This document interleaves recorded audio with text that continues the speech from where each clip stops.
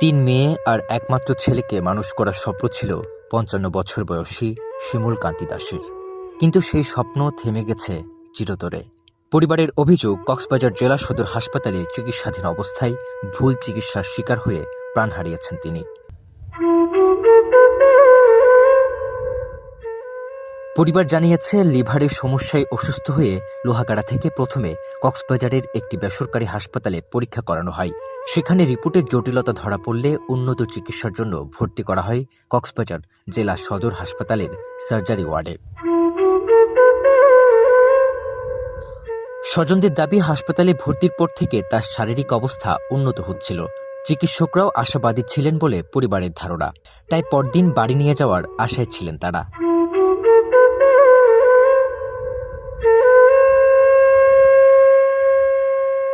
তবে শিমুল কান্তি দাসের স্ত্রীর অভিযোগ, দুপুরে চিকিৎসক ও নার্সরা সবাইকে কক্ষের বাইরে যেতে বলেন। কিছুক্ষণ পর একটি ইনজেকশন ও ইনসুলিন দেওয়ার পরই তার স্বামীর শারীরিক অবস্থা হঠাৎ অবনতি ঘটে।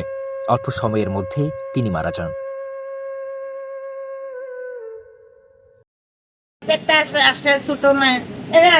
ইনসুলিন মারবো, হাজি 10 মিনিটের ভিতর খানা খাওয়াতে পারবেন?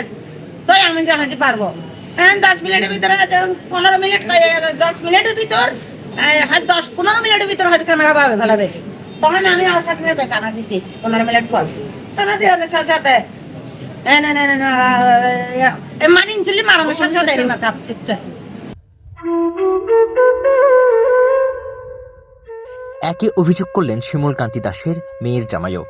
তার দাবি, ঘটনার কয়েক মিনিট আগেও শ্বশুর স্বাভাবিকভাবে কথা বলেছেন এবং খাবার আনতে বলেছিলেন, কিন্তু ইনজেকশন দেওয়ার পরই ঘটে অনাকাঙ্ক্ষিত সে ঘটনা। আমাকে বলতেছে, বাবা তুমি আমি ইয়ে খাবো, আমার জন্য হালুয়া নিয়ে আসো, আলু দিয়ে নিয়ে আসো, কলা নিয়ে আসো, আমি খাবো। একদম সুস্থ মানুষ, সুস্থ মানুষ। আমি জাস্ট নিচে গেছি 10 মিনিটের ব্যবধান। আমার এর আগে ওনাকে উনি চলে এখানে নামেছিলাম না, ওরা এসে ইয়ে মারছিল শুনে দিয়ে মানে খুব অল্প সময়ের মধ্যে। শিমুল কান্তি দাসের মৃত্যুর পর হাসপাতাল জুড়ে শুরু হয় স্বজনদের আহাজারি। পরিবারের দাবি, ঘটনার সুষ্ঠু তদন্ত করে দোষীদের বিরুদ্ধে ব্যবস্থা নিতে হবে। এ বিষয়ে কর্তব্যরত চিকিৎসকদের সঙ্গে কথা বলতে গেলে তারা একটি শর্ত দিয়ে সাফ জানিয়ে দেন, অডিও ভিডিও কোনো বক্তব্যই তারা দিতে পারবে না। অডিও রেকর্ড করা যাবে উইদাউট মাই পারমিশন।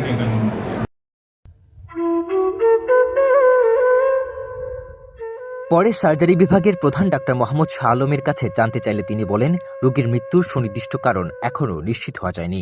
বিষয়টি তদন্তে প্রয়োজনীয় নমুনা পরীক্ষার জন্য পাঠানো হয়েছে। রিপোর্ট পাওয়ার পরই মৃত্যুর প্রকৃত কারণ জানা যাবে। সন্দেহ করে এটা রোগীকে একটা অ্যান্টিবায়োটিক স্টার্ট করা হয় যাতে ইনফেকশনটা কন্ট্রোল না বাড়ে। রোগীর তো টেম্পারেচার আছে, রোগীর লিভার ফেলিউর আছে, রোগীর যেহেতু ডায়াবেটিস অনেক বাড়া আছে, সেজন্য আমরা তাকে ইনসুলিন স্টার্ট করি। তো এগুলো করার ভিতরেই রোগীটা হঠাৎ করে আজকে রাউন্ডের পরে আমার ডাক্তার সাহেব যে দেখেছেন, দেখার পরে রোগীটা হঠাৎ করে মারা যায়। তো মারা যাওয়ার সময় দুইটা কারণে হতে পারে মারা যেতে পারে। একটা হলো উনি এমনি একটা এইজের মানে বয়স্ক বয়োবৃদ্ধ পেশেন্ট। 2 নম্বর হলো লিভার ফেলিউর আছে। 3 নম্বরে হতে পারে যে ওনার ডায়াবেটিসের জনিত ডায়াবেটিস জটিলতার সম্বন্ধে আমরা জানি না।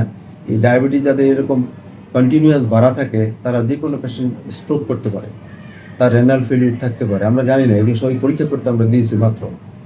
আরেকটা হলো যে পেশেন্টকে খাওয়ানো হয়েছিল, আমরা যখন রোগীকে দেখে চলে আসি, রোগীর স্বজনরা ভিতরে ঢুকে তারপরে খাওয়া দাওয়া তাই করেছে। খাওয়ার সময় অনেক সময় পেশেন্টে চকিং হয়, অর্থাৎ খাবারটা খাদ্যনালীতে না গিয়ে শ্বাসনালীতে অনেক সময় চলে আসে।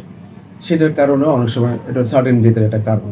তো এটার কারণে হতে পারে, আমাদের আসলে সঠিক কারণটা আমরা জানি না। এ সময় হাসপাতালের সেবার মান নিয়ে আরও কয়েকজন রোগীর স্বজনও নানা অভিযোগ তোলেন।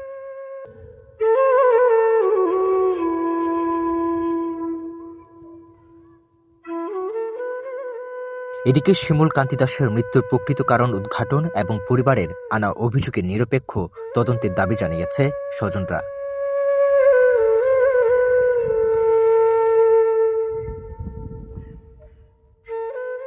নিউজ ডেস্ক, কক্সবাজার কণ্ঠস্বর।